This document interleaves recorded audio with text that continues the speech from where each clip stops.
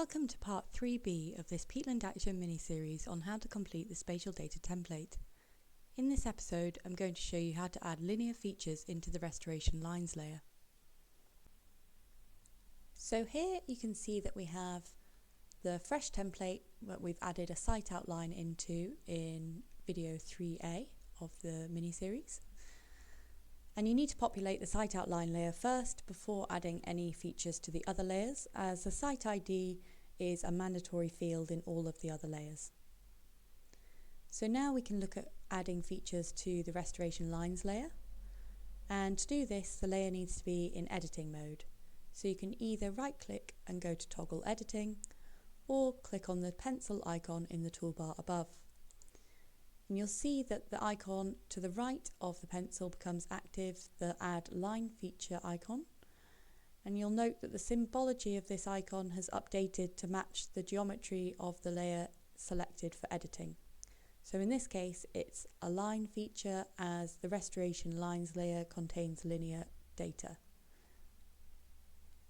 Before we add a feature, it's useful to make sure that you have at least two different aerial imagery datasets. And if I remove the 2021 imagery, you can see that the 2018 one is very different. It's maybe been taken at a different time of the year, and that some features will be much more visible on one rather than the other. So it's useful to have a couple of options here when you start doing the mapping. It's also advised that you open up the Spatial Data Guidance PDF. That's this PDF to the left.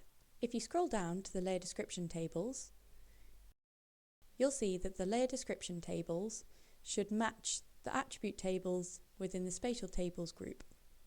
So for instance, the site outline table should match the site outline here. And you'll also see that the lookup tables beneath the description tables contain the same values as those in the lookup tables group in the GIS template.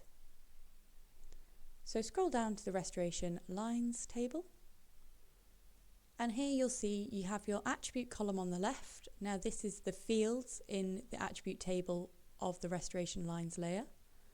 The data type indicates whether it's a number or text, and whether that text is free text such as the notes columns, or whether that text is constrained, which means that it's based on a restricted set of values which will be contained in the lookup tables. It gives a brief description of the information that we're looking for, and it also indicates whether or not that field is mandatory. And you'll notice here that most of the data in the mandatory column is yes or no. However, there are some instances where fields are mandatory based on the entries of other fields. So for instance, if the restoration technique is a dam, then both the material used and also the average spacing is mandatory. Otherwise, the material used is also mandatory where the restoration technique is a bund. So back to our GIS window to the right, you need to select the restoration lines layer in the layers panel to have it active, and I recommend using the zoom in and zoom out icons in the toolbar to highlight an area where you want to add a feature.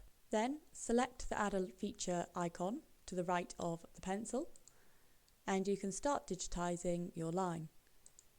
Every time you click, a new vertex will be added, and this gives you the chance to change the direction of the line. And then once you've finished drawing your shape, one right click will finish the feature and bring up the feature attributes box. Here you can see that this looks similar to the site outline feature attributes box. However, some of the columns down the left hand side are different. These should be matching up with the columns in the layer descriptions table to the left. So we can see that the site ID has automatically populated to 1, and that green tick indicates that it's a mandatory field which has been completed. On the contrary, the restoration technique is a mandatory field that has yet to be completed as per this red cross to the right hand side. And you can access the restricted values used for the restoration technique by clicking this drop down arrow. These values can be found both in the guidance PDF to the left and also the lookup tables group in the GIS. We update these techniques based on the technical compendium. However, if you can't find something that you're looking for, you can always use the other please specify in notes option. I'm going to choose drain block and reprofiling for this feature. The secondary restoration technique is something that we've added during the latest updates, and you can see in the layer description here that it's free text. And this is just an option for you to use if the restoration technique is not fully satisfying the techniques that you are planning to use on site. The material used is another example of a restricted values column. So you can access them by clicking on that drop down arrow and scroll down to the material that you want to choose. Please do not update any of the lookup tables with values that you are using. Just use this other please specify in notes option. If you do use this, please do add something into the notes column, which you'll see is not a mandatory column and is free text for all of the different layers. And once you have completed your mandatory columns, you can press OK and that will create your feature.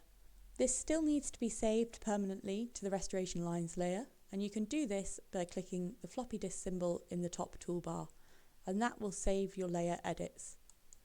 You'll see that the pencil icon is still active, so you can continue to just add in another feature in the map. And in this way, you can go through and complete your mapping. So if you do want to check any of the restoration techniques for the lines prior to adding any features to the template, just select the Lookup restoration techniques and right click and open attribute table.